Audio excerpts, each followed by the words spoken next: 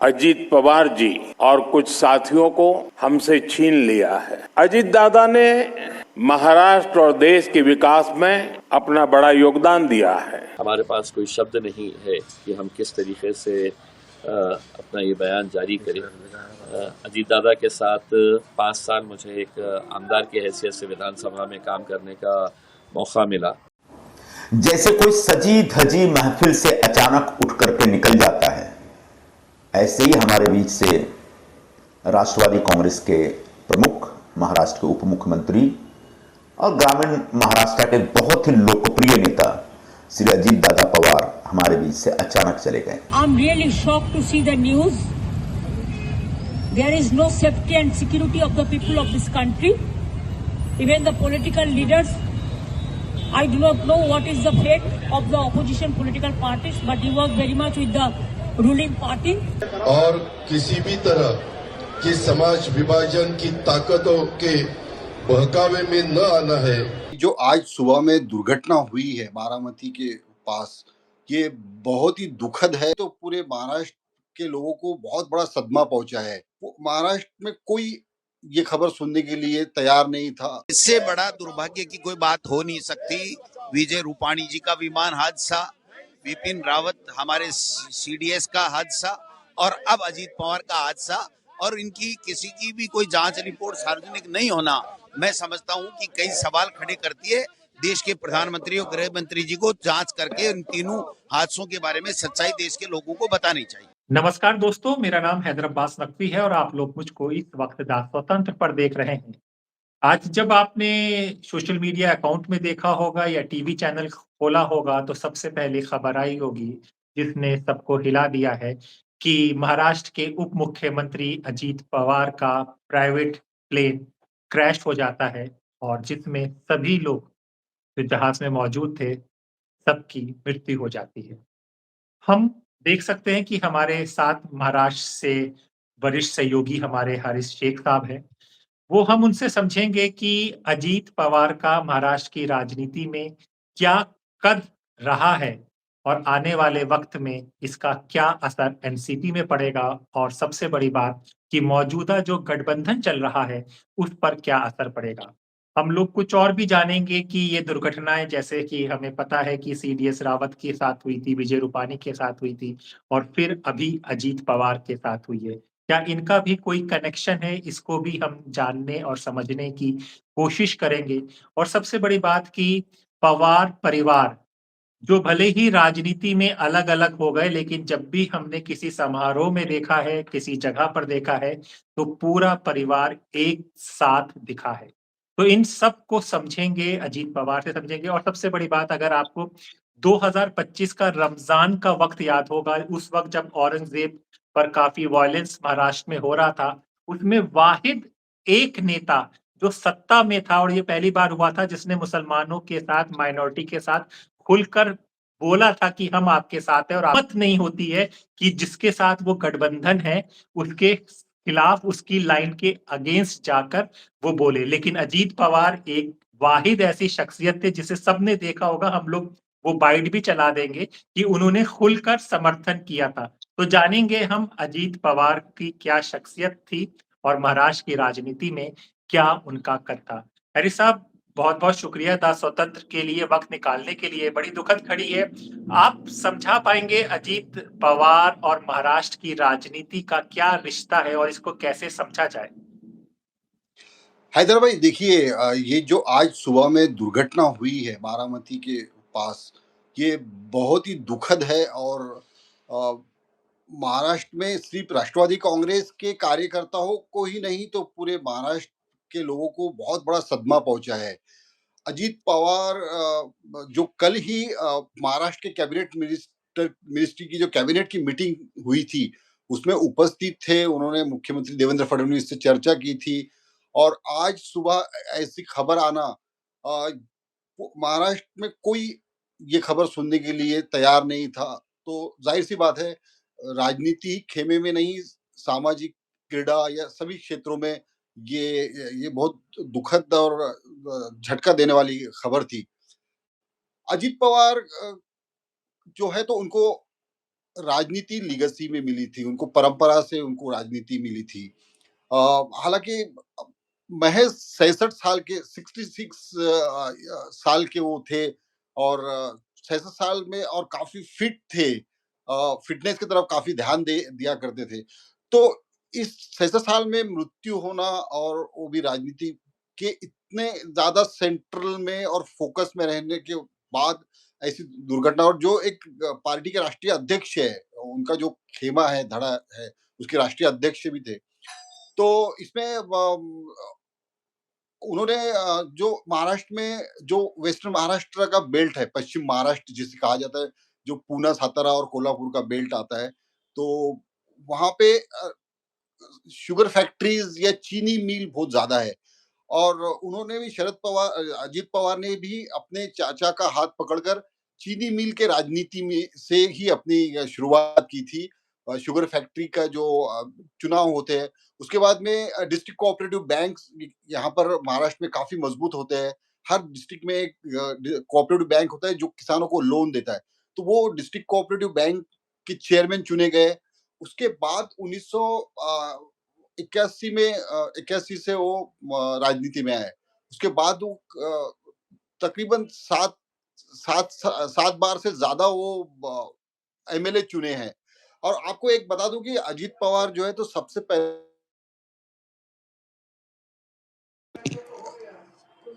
पहले अजीत पवार सांसद चुने गए थे बारामती से। अ, वो जब शरद पवार महाराष्ट्र के मुख्यमंत्री बने तो वो सीट से वो सांसद थे। कुछ कुछ साल ही वो सांसद रहे, उसके बाद में उन्होंने रिज़ाइन किया। उसके बाद दिल्ली के राजनीति में वो कभी नहीं गए। दिल्ली की राजनीति जो थी वो वो शरद पवार सँभालते थे और महाराष्ट्र की राजनीति जो है तो अजीत पवार सँभालते थे। इस टाइप से एक बँटवारा था, मतलब इनविजिबल जिसको हम कहेंगे। तो इसी वजह से जब 2022 में राष्ट्रवादी कांग्रेस के 2 धड़े हुए, तो काफ़ी मैक्सिमम जो विधायक थे वो अजीत पवार के साथ गए। ये आपको दिखता है, तो उनका कितनी पकड़ थी राष्ट्रवादी कांग्रेस। भले ही राष्ट्रीय अध्यक्ष शरद पवार थे, लेकिन विधायकों ने अजीत पवार का साथ देना मुनासिब समझा और वो पार्टी में गए थे। हाँ, हाँ। हर्ष भाई, हम ये भी समझेंगे कि हमने हमेशा लाइफ में ऐसा होता है कि एक जो बड़ा पेड़ होता है, उसके आसपास के छोटे पेड़ उस इस तरह से पनप नहीं सकते। शरद पवार अपने आप में राजनीति में बहुत बड़ा नाम था। उनके होते हुए भी अजीत पवार ने अपनी एक लाइन बनाई, अपनी एक पहचान बनाई। वो काफ़ी बड़ी बात है। नहीं, मैं आपको एक बात बताता हूँ कि अजीत पवार की मुख्यमंत्री बनने की इच्छा काफ़ी थी और ये इच्छा उन्होंने कभी छुपा के रखी नहीं। तो दरअसल 2009 में जब 1999 में जब यहाँ पर ये 2 पार्टियों की सरकार आई, राष्ट्रवादी कांग्रेस और कांग्रेस। 1999 में जब शरद पवार ने सोनिया गांधी पे इल्ज़ाम लगाया, विदेशी मूल का मुद्दा उठाया, पीए संगमा, तारिक अनवर और शरद पवार ने, उसके बाद में उन्होंने राष्ट्रवादी कांग्रेस की स्थापना की। उसके बाद 1 साल के बाद में यहाँ पे जो चुनाव हुए तो उसमें राष्ट्रवादी कांग्रेस और कांग्रेस दोनों ने मिलकर जो कमान सँभाली, यहाँ की सत्ता उनके हाथ में आई, तो वो 2014 तक, मतलब 15 साल तक उनके पास सत्ता थी। 3 टर्म उनके पास सत्ता थी और उसमें अजीत पवार 15 साल वहाँ उसमें मंत्री थे और उप मुख्यमंत्री पद पर भी थे। उसमें हुआ यूँ कि 1999 में और 2004 में राष्ट्रवादी कांग्रेस से ज़्यादा कांग्रेस के विधायक चुन के आए थे, लेकिन 2009 में राष्ट्रवादी कांग्रेस के सबसे ज़्यादा 82 विधायक चुन के आए थे। उस टाइम पे सबको लग रहा था कि अभी अजीत पवार मुख्यमंत्री होने वाले हैं। लेकिन शरद पवार ने क्या चर्चा की दिल्ली में, उसके बाद अजीत पवार को उप मुख्यमंत्री ही रहना है। तो वहाँ पे वो एक चांस जो है तो उनका निकल गया हाथ से। उसके बाद वो उप मुख्यमंत्री पद पर काफ़ी रहे, मतलब उसके बाद 2019 में उद्धव ठाकरे के नेतृत्व में जो सरकार आई उसमें भी उनको उप मुख्यमंत्री पद मिला और उसके बाद अभी देवेंद्र फडणवीस के सरकार में भी वो उप मुख्यमंत्री। तो एक वो हम पत्रकार जब मिलते थे अजीत पवार से तो वो मजाकिया तौर पे कहते थे कि शायद मैं उप मुख्यमंत्री ही रहूंगा, मुख्यमंत्री पद मेरे किस्मत में नहीं है, ऐसा वो मजाकिया तौर पे कहते भी थे। तो काफी और उप मुख्यमंत्री पद जो था उसमें उन्होंने बड़े बड़े पद संभाले, अर्थ मंत्री थे वो, स्टेट का फाइनेंस जो है तो बहुत, महाराष्ट्र की जो है तो भारत में दूसरे तीसरे नंबर का स्टेट है जिसका बहुत ज्यादा बजट होता है, वो बजट संभालना। उसके बाद में उन्होंने उनके जल संपदा मंत्री थे, वो वाटर रिसोर्स मिनिस्टर थे। तो बड़े बड़े जो मिनिस्ट्रीज है उन्होंने संभाली है, और उनको उनको महाराष्ट्र बहुत अच्छी तरह पता था, और कार्यकर्ताओं पर पकड़ थी उनकी, और कार्यकर्ताओं पर ही नहीं तो सबसे ज्यादा जो है तो आईएएस ऑफिसर्स और सेक्रेटरीज और ये चीफ सेक्रेटरीज पर उनका एक वकूफ था, और वो सब लोग जो है तो उनसे बहुत रिस्पेक्टफुली बात करते थे, और एक जैसे मतलब उनसे सहब के ही रहते थे मीटिंग में, क्योंकि उनका जो है तो पूरे पकड़ रहती थी एडमिनिस्ट्रेशन पे। हर्ष भाई, हमने देखा है, लोगों ने भी देखा कि उन्होंने बहुत चौंकाने वाले फैसले किए। आज की घटना भी बड़ी चौंकाने वाली, लेकिन हम लोगों को याद है कि वो उन पर आरोप लग रहे थे भ्रष्टाचार के, और वो सुबह-सुबह उनको उठने की आदत है और सुबह-सुबह वो जाकर शपथ भी ले आते हैं। तो वो क्या वाकया था, उसके बारे में भी थोड़ा बताइए? देखिए, जल संपदा मंत्री जब थे तो तब बीजेपी ने उनको उनके ऊपर आरोप लगाए थे कि 80,000 करोड़ का जो जल सिंचाई घोटाला यहाँ पे हुआ है, और देवेंद्र फडणवीस ने आरोप लगाए थे कि मेरे पास जो है काफी मतलब वो जो बुलेट कार्ट बैलगाड़ी होती है उस पर बैठकर उन्होंने कहा था कि बैलगाड़ी में जितने फाइलें आएगी उतना मेरे पास, उसके पास विटनेसेस है। तो उसके बाद हुआ यूँ कि 2019 में जब देवेंद्र फडणवीस, बीजेपी के सीट्स कम आए और शिवसेना उद्धव ठाकरे ने उनको समर्थन देने से वो मना कर दिया, उन्होंने विड्रॉ कर दिया, तो सरकार बन ही नहीं रही थी। यहाँ पे राष्ट्रपति राजवट, यहाँ पे शासन लगा हुआ था। 2019 में बड़े असमंजस में थी बीजेपी।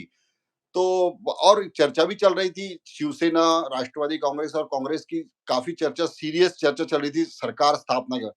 और अचानक एक दिन सुबह में जो है 7 बजे सब टीवी पे खबर आई कि अजित पवार, शरद देवेंद्र फडणवीस मुख्यमंत्री और उनके उप मुख्यमंत्री जो है तो अजित पवार।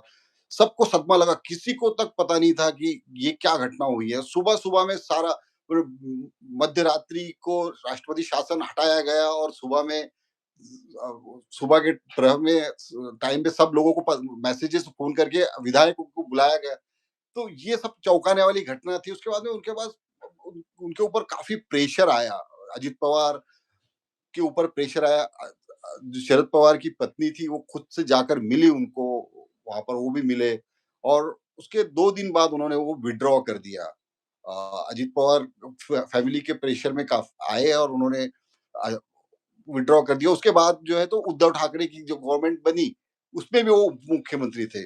और आपको एक बात बता दूं मैं कि जब उद्धव ठाकरे मुख्यमंत्री थे और कोविड की जो लहर थी, कोविड की बीमारी काफी फैल गई थी, और उसी समय उद्धव ठाकरे की पीठ का एक ऑपरेशन सीरियस हुआ था, तो उस टाइम पे लगभग लगभग सरकार की कमान अजित पवार ही संभाल रहे थे, क्योंकि उद्धव ठाकरे तो अस्पताल में दाखिल थे। तो उनको राज्य संभालने का जो अनुभव है उतना आज के हालत में, आज जो एट प्रेजेंट कोई मिनिस्टर है महाराष्ट्र में, तो अजित पवार से ज्यादा किसी को अनुभव नहीं है। अब हम आपसे ये भी समझना चाहेंगे, जैसे कि केंद्र में ज्यादातर लोगों को शरद पवार, अजीत पवार और सुप्रिया सुले, इन पवार परिवार में ये 3 लोगों को ही लोग ज्यादातर देखा गया, जाना गया। तो क्या इसके नीचे की भी कोई पीढ़ी है जो राजनीति के लिए तैयार है, कि बस अभी यही 2, अब 3 में से 2 ही ये लोग बचे? तो नहीं, देखिए, अब ये जो है महाराष्ट्र का जो मराठा राजनीति है महाराष्ट्र में, तो इनकी काफी पकड़ रही थी, और वेस्टर्न महाराष्ट्र, पश्चिम महाराष्ट्र के जो मराठा नेता रहते हैं तो वो एक अपने नेक्स्ट जनरेशन को भी नर्चर करते हैं या फिर पीढ़ी को तैयार करते हैं राजनीति में। तो अजित पवार का जो एक बेटा है वो इसके पहले 10 साल पहले लोकसभा के चुनाव में वो खड़े थे। पूना के पास मावल लोकसभा मतदार संघ है और उसमें वो उनकी हार हुई थी। तो वो पार्टी में काफी सक्रिय है, अजित पवार के बेटे। उसके बाद जाहिर सी बात है शरद पवार की बेटी के नाते जो सुप्रिया सुळे है वो काफ़ी एक्टिव है, उनका नाम आता था और अजित पवार तो थे ही। अजित पवार तो काफ़ी सक्रिय थे। तो अजित पवार की पत्नी जो है तो वो पिछली लोकसभा में बारामती से खड़ी थी सुप्रिया के खिलाफ, सुप्रिया सुले के। तो इनके ये सिस्टर इन लॉ और इनमें ही फाइट हुई थी। तो वो भी काफ़ी सक्रिय है और अजित पवार की पत्नी सुप्रिया ये सुनेत्रा पवार जो है, ये राज्यसभा की मेंबर चुनी जा चुकी है। तो इनमें सेकंड लाइन ऑफ लीडरशिप भी है और ये सब इस टाइप से उनका पूरा ये राजनीति में जो ये रहते हैं फैमिली के मेंबर्स, तो वो उस टाइप से राष्ट्रवादी में है।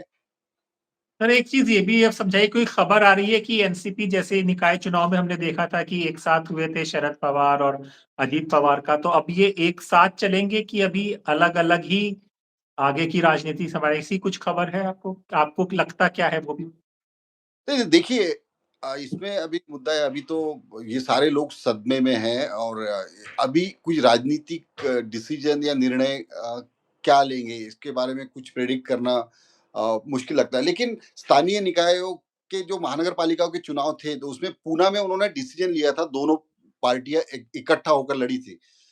अभी जो जिला परिषद के चुनाव यहाँ पे आने वाले महाराष्ट्र में आने वाले, मतलब शुरू हो गया, उसका प्रचार जो है तो शुरू भी हो गया है। तो उसमें भी उनका चल रहा था, शरद पवार और अजित पवार जो है, तो ये खासा उनको ज्यादा इंटरेस्ट जिला परिषद में था क्योंकि ग्रामीण महाराष्ट्र के राजनीति पर अजित पवार की पकड़ काफी थी। उनके मैक्सिमम या लगभग सारे ही विधायक ग्रामीण महाराष्ट्र से चुनकर आते थे। तो इसमें उनको ज्यादा इंटरेस्ट था, बल्कि उनको शहरी जो अर्बन पॉलिटिक्स है उससे ज्यादा रूरल पॉलिटिक्स में उनको ज्यादा इंटरेस्ट था। तो अभी अजित पवार की अनुपस्थिति में पार्टी के समीकरण में कुछ थोड़े बहुत तो चेंजेस होंगे ही, बहुत सारा विचार मंथन होगा, लेकिन क्या निर्णय लिया जाएगा पार्टी के वरिष्ठ स्तर पर, वो अभी बताना जरा मुश्किल है। तो सर इसको हम लोग कैसे देखें कि जो महाराष्ट्र की राजनीति है उस पर कितना असर पड़ेगा? गठबंधन रहेगा, हटेगा, इस पर कुछ क्या कुछ विचार तो होने ही लगे होंगे एकदम? जाहिर सी बात है, अजित पवार की अनुपस्थिति में अनुपस्थिति का असर जो है तो सरकार पर तो पड़ेगा ही। लेकिन हम अगर कहें कि देवेंद्र फडणवीस की सरकार जो है तो वैसे फुल मेजोरिटी में है विदाउट एनसीपी भी, वैसा अगर देखा जाए तो। लेकिन ये तो एक बिग ब्रदर के नाते बीजेपी भी उनको और अकोमोडेट करेंगे या फिर वो उनके तरफ से भी क्या किस तरह से उनको रीच आउट होता है, ये भी सब देखना देखना पड़ेगा भविष्य में। सर एक ये भी समझाइए कि अजीत पवार का या एनसीपी अजीत पवार को ही लेके चलें तो माइनॉरिटी खास करके मुसलमान के प्रति मुसलमान वोटर्स काफी इनकी तरफ आकर्षित दिखे हैं हमेशा। देखिए हैदर भाई, यहाँ पर जो है तो मैंने आपको कहा कि ये पश्चिम महाराष्ट्र की राजनीति जो है तो थोड़ा प्रोग्रेसिव टाइप की राजनीति है और इनके आइडल्स जिसको कहेंगे या कहेंगे कि उनके जो ये है आइडल्स जो लेकर चलते हैं उसमें शाहू फुले आम्बेडकर, महात्मा ज्योतिबा फुले, छत्रपति शाहू और डॉक्टर बाबा साहेब आम्बेडकर, हर स्पीच में जो है तो अजित पवार इनके नाम लेते ही थे। तो ये शाहू फुले आम्बेडकर की राजनीति जो ये वैचारिक धरोहर जो है ये कैरी फॉरवर्ड करते थे। तो ये शरद पवार से उन्होंने ये सारे लेसन्स लिए हैं। तो वो जाहिर सी बात है, अजित पवार उसी वो घराने उसी फैमिली में वो ट्रेन हुए हैं। तो उसमें जो है तो ये सेकुलरिज्म का कॉन्सेप्ट बड़ा मजबूत है या फिर तगड़ा है। शाहू फुले आम्बेडकर की ये विचारधारा जो बहुजन विचारधारा कहा जाता है। तो उस वजह से इनकी जो वैचारिक जो कहेंगे हम वैचारिकता, ये प्रोग्रेसिव लाइन से थी। वो भले ही बीजेपी के या एनडीए जहाँ यहाँ पर जो महायुति कहा जाता है वो अलायंस में वो हिस्सा है थे अजित पवार, लेकिन समय समय पर उन्होंने जो फंडामेंटल या फिर ये एंटी माइनॉरिटी स्टेटमेंट आते थे बीजेपी लीडर्स के बारे में, तो उसके बारे में उन्होंने बहुत सशक्त और खंभीर भूमिका ली थी और स्टेटमेंट भी जारी किए थे। और इसलिए जो मौलाना आजाद आर्थिक विकास महामंडल है गवर्नमेंट का, वो उन्हीं के पार्टी के तरफ था और काफी मुस्लिम जो है उनको वोट भी करते थे पार्टी में, और वो काफी शरद पवार की वो लीगेसी की वजह से काफी पॉपुलर भी थे। तो ये आप सही कह रहे हैं कि जो स्टेट की सेक्युलर पॉलिटिक्स है, सेक्युलर पॉलिटिक्स में वो जो है वो एक अपील करते थे, और वहां पे वो सेक्युलर पार्टी पॉलिटिक्स का आवाज था, मतलब देवेंद्र फडणवीस कैबिनेट के अंदर जो है। सर, चलते-चलते अब क्या अपडेट आपके पास है ये पूरे एक्सीडेंट को लेकर? इसके बाद क्या बात चल रही है, क्या कार्रवाई हो रही है और आगे का क्या कार्यक्रम है? इसकी क्या सूचना है आपके पास खबर? यहाँ पर अभी देखिए सारे लोग जो है तो बारामती पहुंच रहे हैं। कुछ लोग अभी संसद का भी पार्लियामेंट का सेशन होने की वजह से उनकी पत्नी दिल्ली में थी, सुप्रिया सुळे, ये सारे लोग पहुंच रहे हैं, और दिल्ली से भी काफी नेता और राज्य सरकार ने 3 दिनों का जो है तो वो शोक जाहिर किया है। उसके बाद में सारे जो मुख्यमंत्री उप मुख्यमंत्री सारे लोग वहां पे पहुंच चुके हैं, और उनके पूरे पूरे जो देश से अलग-अलग राज्यों से भी नेता जो है तो उनको श्रद्धांजलि अर्पण करने के लिए बारामती पहुँचेंगे। तो ये सारी तैयारियाँ अभी चल रही है। अभी कोई ऑफ़िशियल अधिकृत अनाउंसमेंट हुई नहीं है कि उनका जो अंतिम संस्कार कब होगा। लेकिन सारे लोग और कई कार्यकर्ता महाराष्ट्र के गाँवों से, ज़िलों से भी बारामती के लिए निकले हुए हैं। ये अपडेट है अभी तक। और सर ये अभी इन्वेस्टिगेशन, दुर्घटना, इंजन फेल, इस पे कुछ खबर है आपके पास? ये यहाँ पर तो देखिए अभी सोशल मीडिया पे काफ़ी कुछ बातें हो रही है कि ये चार्टर प्लेन में जो बिगाड़ जो है जो ये कैसा आया, या फिर इसके पहले भी हम अगर देखें तो ऐसी दुर्घटनाएँ हुई है। आंध्र प्रदेश के जो मुख्यमंत्री थे रेड्डी, उनकी भी ऐसी हेलीकॉप्टर दुर्घटना में मृत्यु हुई थी। इसके पहले जो जो सिंधिया थे मिनिस्टर, जो ज्योतिरादित्य के पिताजी, तो उनकी भी इस टाइप से चार्टर प्लेन माधवराज सिंधिया की भी मृत्यु हुई थी। तो जाहिर से director general of civil aviation इसकी जो तफ्तीश या इंक्वायरी करेगा, और इस पर जब तक उनका ऑफिशियल कुछ आता नहीं है तो कुछ कहना मुनासिब नहीं है। जी, बहुत-बहुत शुक्रिया, आपने पूरी जानकारी दी। तो दोस्तों, आज हमने बताया कि अजीत पवार का महाराष्ट्र की राजनीति में क्या कद था। आगे भी इसी तरह की खबरें दासों तंत्र पर जारी रहेंगी। अपने दोस्त हैदर अब्बास नकवी को इजाज़त दीजिए। फिर होगी मुलाकात एक नई खबर के साथ। तब तक के लिए नमस्कार। नमस्कार।